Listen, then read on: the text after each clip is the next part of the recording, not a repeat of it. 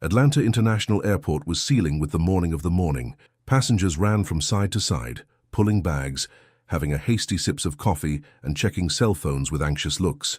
At boarding gates, airline employees worked mechanically, calling passengers, giving documents and trying to maintain efficient flow. Lisa Carter, one of the main flight attendants of the company Sky America Airlines, straightened her hair and took a deep breath before taking over her post at gate B-17. She was known for her firm posture and the unshakable commitment to the company's rules. His job was to ensure that boarding occurred smoothly and that passengers follow all standards. It was then that she saw him. In the middle of the line between well-matched executives and families with children was a man who was detracting from the rest. He was tall, appeared to have something around 50 years, and wore an elegant navy suit. However, what caught the most attention was not the clothes, but the red cap with white letters that brought a clear message: MAGA, Make America Great Again. Lisa felt her chest squeeze. She was not the type who thought passengers openly, but knew the impact that cap made. The country was more polarized than ever, and the symbol loaded over that man's head was not just an accessory. For many, it was a position. The experience told Lisa that something would go wrong. The man advanced in the line calmly, holding a leather paste in his hand and a boarding note on the other. His countenance was serene, as if he were used to suspicious looks. When he arrived at the boarding counter, Lisa stepped ahead, blocking his passage. "Sir, I need to ask you to remove your cap before boarding." The man lifted an eyebrow, surprised, but kept the composure. "Is there any company policy about it?" Lisa straightened her shoulders. "Our company values neutrality on board. We avoid any dress that may cause discomfort or friction among passengers. Its cap is a political symbol, and we do not allow it inside the aircraft." The man watched Lisa for a moment, without haste. He seemed to evaluate the situation, as if he tried to decide if he was worth arguing. "I understand, but my cap is not causing any problem. I'm just waiting for my flight like any other passenger." The conversation caught the attention of some nearby passengers. Murmurs began to spread, and Lisa felt his eyes on himself. She kept the tone firm. "If you don't remove the cap, I'll have to deny your boarding." The man took a deep breath and, without protesting, stepped back, getting out of line. His movements were controlled, almost as if he already expected that reaction. Lisa released a discreet sigh, relieved to avoid a larger scene. But what she didn't know was that the situation was far from over. Behind the counter, a young company employee, Josh, watched everything with wide eyes. He pulled his cell phone and opened the email that had just arrived from the board of Sky America Airlines. The title of the message made your stomach roll. "Welcome to our new CEO Carter Mason boarding today on Flight 328. Josh swallowed dry and looked at Lisa, who was already calling the next passengers, completely oblivious to the monumental error he had just made. He needed to warn her. But was there still time to fix what was done? Josh felt his heart shoot as he read the email once more, making sure he was not imagining things. Carter Mason. The name that flashed on the screen belonged to the man Lisa had just barred on boarding. It was not any passenger. He was the new Sky America Airlines CEO. Josh looked at Mason, who was now sitting on one of the nearby quiet benches, as if nothing had happened. His leather paste was resting beside, and the infamous red cap was still firm on his head. Lisa, on the other hand, was still organizing the boarding, calling passengers by groups, without suspecting the imminent disaster. Josh knew he needed to act fast. He swallowed hard and took 2 steps to Lisa, trying to keep his calm. "Lisa, we need to talk. Now." His voice came out a little more urgent than he intended. She looked at him impatiently. "Can you wait? We are in the middle of boarding." Josh lowered his tone and approached, trying not to draw attention. "It's important. You just barred Carter Mason, the new CEO of the company." Lisa stopped immediately. The name sounded like an explosion in your mind. "What?" She blinked a few times, as if waiting for Josh to play. He turned his cell phone discreetly to her, showing the email. Lisa read the words quickly, and her face lost all the color. "Welcome to our new CEO Carter Mason boarding today on Flight 328. A shiver went up his spine. She turned her neck slowly as far as Mason was sitting, still waiting, still calm. The weight of the error fell on it like a ton of bricks. Josh stepped back, waiting for his reaction. "Say you have a way to fix it." Lisa's voice was almost a whisper, a mixture of shock and dread. Josh hesitated. "Technically, you denied his boarding." Lisa closed her eyes for a second. "I knew what that meant." Any barred passenger at the gate would have to undergo an internal re-evaluation procedure before being allowed to board again. But this was not an ordinary passenger. I need to correct it. Now. She straightened her posture and walked toward Mason, feeling every pair of eyes over her as she crossed the lobby. His hands were slightly sweaty, and his heart seemed to hit his throat. As she approached, Mason looked up and stared at her with the same quiet expression as before. Lisa took a deep breath. "Mr. Mason, I would like to apologize for the moment. There was a mistake." He tilted his head as if he was really curious. "A mistake," he repeated without haste. Lisa felt the discomfort grow. There was something in his calm that made her even more nervous. "Yes, sir. It seems that there was an error in internal communication. Your boarding should not have been denied." Mason remained silent for a moment, his eyes analyzing Smooth with a insightful look. "Okay, I understand. So now that you realized who I am has changed my mind?" Lisa opened her mouth to answer, but the question disarmed her. She realized that he was not angry. He was asking a genuine question, and she didn't have a good answer. The discomfort increased. Mason supported his elbows on his knees and intertwined his fingers, studying her carefully. "You believed you were just following a rule, right?" Lisa nodded slowly. "Yes, sir. Our policy asks us to avoid any item that can cause friction among passengers." He smiled lightly. "Interesting. What if it was a cap with another type of message, something that was aligned with a different political vision? Would you have reacted the same way?" Lisa opened her mouth but closed then. "The truth was that I didn't know. Perhaps yes, maybe not." Mason noticed his hesitation. "That's where the problem is, Miss Carter. These are not rules. It is interpretation." Lisa felt her face burn. "Mr. Mason, I understand your point, but I really want to correct it. We can embark it right now." Mason kept his smile, but there was something in his gaze that seemed to test her. "I thank you for your effort, but I think I prefer to wait." Lisa widened her eyes. "Wait?" Mason stood slowly, took his pace, and straightened the red cap over his head. "Yes, wait to see how you will deal with it." He threw a last look at Lisa before walking away, leaving her immovable in the middle of the lobby. It was at this moment that she realized this was no longer an internal problem. The incident was being assisted, recorded, and possibly already circulated on social networks, and Lisa didn't know what could happen next. Lisa returned to the counter, feeling the weight of each passenger's look, every employee, every person who had witnessed what had just happened. The knot in his stomach squeezed more at every step. Josh was still there, her pale face, as if she expected she said everything was resolved, but it wasn't. She pulled the communication phone and called the soil supervisor. I needed to solve it before it went out of control. Seconds later, a voice answered. "This is Mark. Any problem, Smooth?" She swallowed hard, took a deep breath and spoke as calm as possible. "I need immediate authorization to reverse the refusal of boarding a passenger." The answer came with a tired sigh. "You know it's not that simple. The passenger has to undergo a new procedure, wait for release." "What is the justification?" Lisa hesitated. "I could lie, to say that there was a technical mistake, but I knew it could make things worse later. The passenger in question is Carter Mason." There was a silence. "CEO Carter Mason?" Lisa closed her eyes. "Yes." The silence extended for a few more seconds. So Mark spoke again, this time with a more serious tone. "Stay where you are. Do not try to fix it alone." The radio hung up. Lisa stood there, not knowing if that was a good or a bad sign. Josh approached, nervously. "And now?" Lisa didn't answer. His eyes were fixed on Mason, who was sitting a few feet away. He had crossed his legs and now looked at his cell phone distractively. If someone passed there without knowing what had happened, they would never imagine that this man was at the center of a storm about to explode. So it happened. The sound of a cell phone vibrating over the counter made it smooth. Gate agent next to her took the device and widened her eyes as she saw the call identifier. "It's from the board." Lisa felt her heart stop for a second. The agent answered and listened for a moment, murmuring short answers. Then he turned to Lisa and extended the phone with an almost pity. "They want to talk to you." Lisa took the phone and led to his ear, trying to keep his posture. Lisa Carter talking. The voice that came on the other side was cold, professional and without patience. "Lisa, here is Amanda Reynolds, VP of Operations at Sky America. I want a clear and objective explanation of what happened to Mr. Mason. Now." The woman's tone made Lisa feel smaller every second. "Mrs. Reynolds, I made a decision based on the company's policy. We do not allow items that may cause conflict between passengers." And do you believe Mr. Mason, our new CEO, was creating a conflict? Lisa felt her throat dry.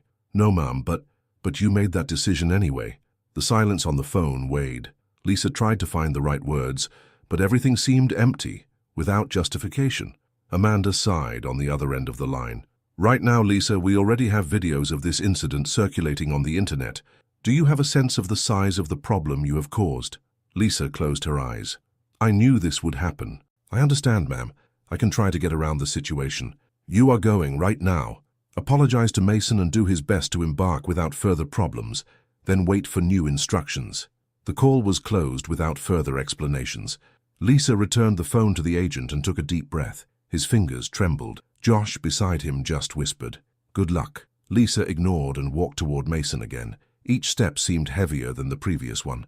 When he came close to him, he cleaned his throat to get his attention. Mason looked up, always with that calm, patient expression. "Mr. Mason," she began, forcing a smile that she didn't even believe. "On behalf of the company, I would like to apologize for what happened. There was an error in the application of the rules, and we would like to invite you to board normally." He only observed it, as if analyzing each word, every intention. An error in the application of the rules. Lisa nodded. "Yes, sir. Curious, so far you seemed very certain that you were doing the right thing." Lisa felt a heat rise through the neck. I just followed the protocol."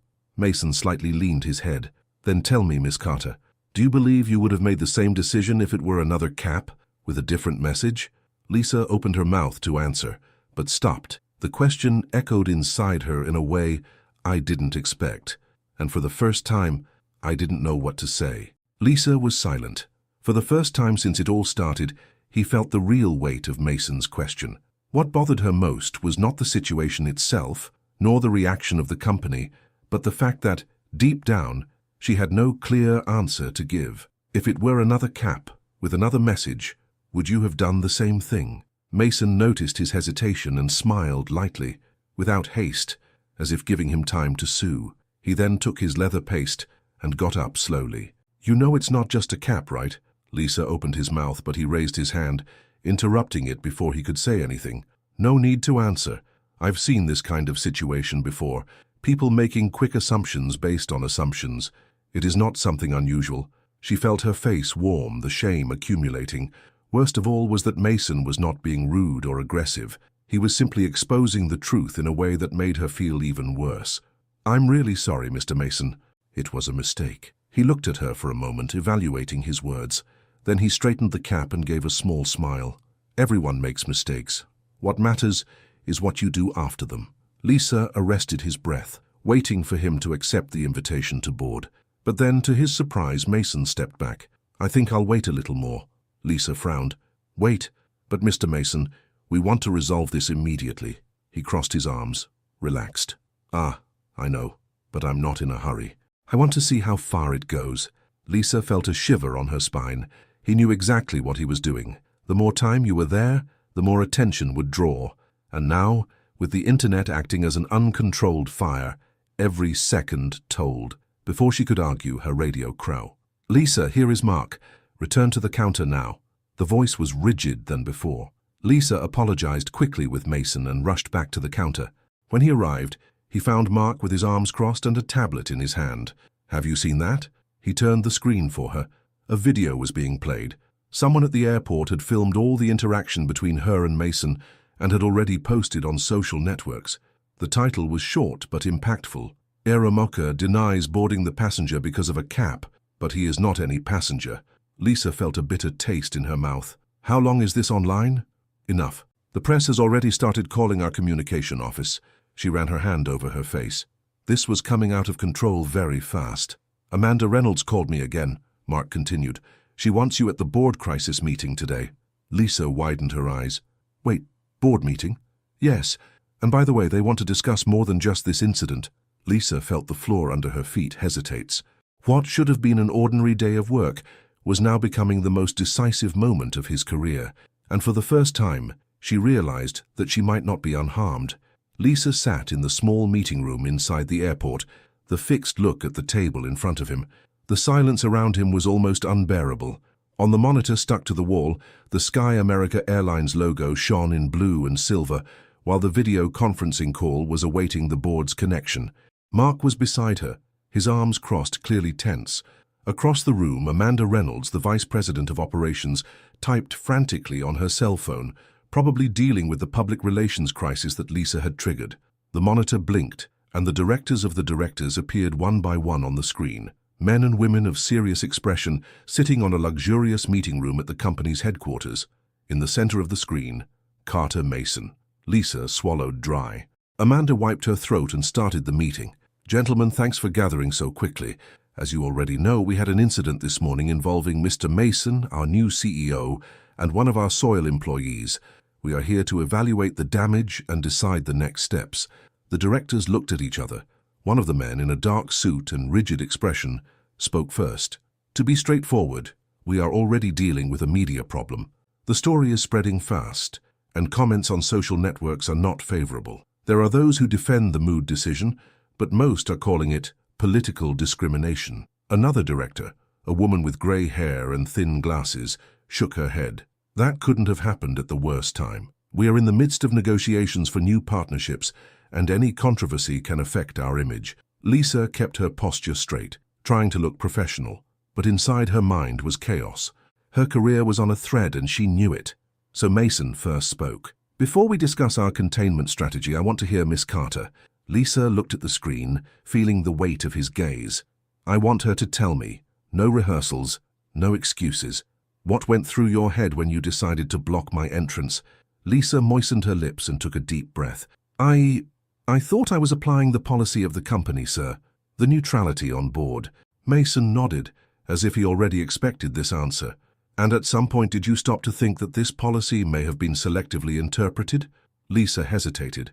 I didn't think it was being selective. I just followed the protocol." Mason leaned forward in his chair.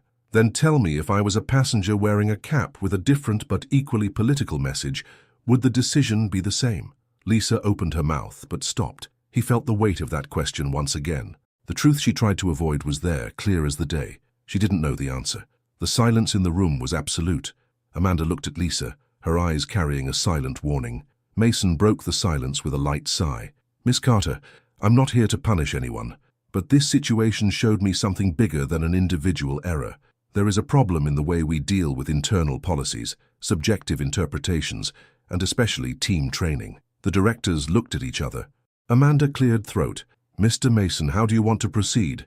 He crossed his fingers and answered calmly. "First, the company needs to issue a public statement by assuming responsibility for the incident and reinforcing its commitment to an impartial and professional service to all passengers. Second, I want to review our internal guidelines to ensure that situations like this do not happen again." Amanda nodded. "This can be done." Lisa prepared for the final blow. She knew her resignation would be the next point on the list, but Mason surprised everyone. "As for Miss Carter, I don't think it fits her," is the answer. Lisa widened her eyes. Amanda also seemed surprised. Mason continued, "I believe in learning. No one gets better being discarded. I want Lisa to undergo in-depth training in unconscious bias and customer service. Then I want her to use this experience to train other employees." The proposal caused a buzz among the directors. Lisa, still in shock, didn't know what to say. Mason smiled slightly. After all, making mistakes is human. What matters is how we grew after that. Lisa took a deep breath. Her destination in the company was not yet guaranteed, but one thing was certain. She would never look at a passenger the same way. Lisa left the meeting feeling the weight of everything that had happened in the last few hours. He still processed the fact that he had not been fired, but the sense of relief was far from reaching his chest. On the contrary, it now carried a greater responsibility than it had ever imagined. She had become the example. Each Sky America Airlines employee, each executive, every passenger who followed the situation expected to see what would happen next. Mason had not only given him a second chance, but he had also put her at the center of the change he wanted to promote at the company. And Lisa knew she couldn't make mistakes again. In the following days, the case continued to reverberate. The company released an official statement by admitting that there was a failure to apply the neutrality policy and that they were reviewing their internal procedures. But to Lisa's surprise, the public's reaction was mixed. Some people saw Mason as an example of fair leadership, someone who, despite being publicly humiliated, chose to educate instead of punishing. Others, however, criticized the company's decision for not firing Lisa immediately, saying that the company was trying to stifle the controversy. And then came the hardest part. Lisa was informed that he would be part of the first major unconscious bias training within Sky America, a program that would be expanded to all frontline employees. But it wouldn't just be a participant. She would be the first speaker. The news took her by surprise. "I? Talk to all employees?" he asked incredulously when Amanda informed him. "You have become the face of this story, Smooth, and now you have the opportunity to turn a mistake into something significant." Lisa wanted to refuse. His instinct shouted to hide, to let the dust lower and follow his life with discretion. But something inside her knew this was not the answer. And that's how 2 weeks later, she found herself on the stage of a crowded auditorium against dozens of co-workers, while hundreds of others watched via live broadcast. The heart hammered in the chest. Sweat threatened to form on his forehead. But when she looked at the audience, she saw Mason sitting in the front row, watching her with the same calm as usual. Lisa took a deep breath and started. "A few days ago, I made a mistake." The auditorium was silent. "I was so certain that I was doing the right thing, I didn't realize I was making a decision based on my own personal interpretation of the rules. And it was only later, when I was questioned, that I realized what I had actually done." She paused, choosing the words carefully. "And that made me realize something. Most of us do not realize when they are acting with an unconscious bias. We believe we are just following rules, applying policies, doing our work. But the truth is that we all carry our own perceptions about the world. And when these perceptions affect the way we treat others without realizing it, we become part of the problem." Mason smiled slightly. Lisa felt he was on the right track. "I'm not here to justify myself. I'm here to say I learned, and I hope that from this experience we can all learn together." She swallowed dry. "Because the way we treat people matters." The auditorium remained silent for a moment, and then someone started to applaud. Then another. Soon the whole auditorium was clapping. Lisa felt a knot in her throat, but for the first time in a long time, it was not fear. It was relief, and perhaps a little pride. At the end of the lecture, Mason approached, his arms crossed, the serene expression. Not bad for someone who wanted to disappear from the company 2 weeks ago. Lisa released a nervous laugh. "I thought I was going to pass out." But it didn't pass out. He paused and then said something that caught her off guard. "You learned fast, and this is a sign of a good leader." Lisa widened her eyes. "Leader? I?" Mason shrugged. "Maybe one day, if you continue on this path." She was speechless as Mason walked away, greeting other employees. But the truth was, for the first time since the incident, Lisa really felt in control of her own story. What started as the worst mistake of his career now was the chance to become much bigger. But there was one last chapter yet to be written. That night, Lisa left the auditorium and walked to the airport parking lot, feeling the cold breeze hit her face. For the first time since it all started, I felt that I could breathe without that overwhelming weight on my chest. She stopped for a moment, looking at the lightning track lights in the distance. Airplanes rising and down, hundreds of passengers boarding new destinations, completely unaware of the small storm that had unfolded there days earlier. It was strange to think that, weeks ago, all I wanted was to forget what had happened. Now I knew that this moment would be one of the greatest lessons of your life. The sound of light steps on the asphalt caught his attention. "I liked your talk." Mason's calm voice echoed behind her. She turned, surprised to see him there. "I didn't expect you to stay until the end." Mason smiled slightly. "I always stay until the end of the stories that are worth it." Lisa crossed her arms, trying to hide a small smile. "And this story was worth it?" He looked at the track lights before answering. "It depends. Do you think it has changed?" Lisa thought for a moment. "I think I'm starting to understand that change is not a line of arrival. It is a process." Mason nodded, pleased. "Good answer." They were silent for a moment, just watching the movement at the airport. Then Mason put his hands in his pockets and began to walk away. "Oh, and Smooth." He stopped and looked at her over his shoulder. "Yes?" He smiled. "Next time a passenger comes with a cap, you might first ask where he's going, instead of deciding where he can't go." Lisa released a low laugh, but felt the truth in his words. She observed as Mason was walking to the terminal, mixing with the multitude of travelers, another face among thousands. But somehow she knew that moment would never leave her. And perhaps, only perhaps, that was the true meaning of learning. "Now I want to know about you. What would you have done instead of Lisa? Do you think Mason's decision to give her a second chance was fair, or should she have been responsible otherwise? Leave your comment and tell me your opinion. And if you enjoyed this story, don't forget to subscribe to more stories like this. We see each other next.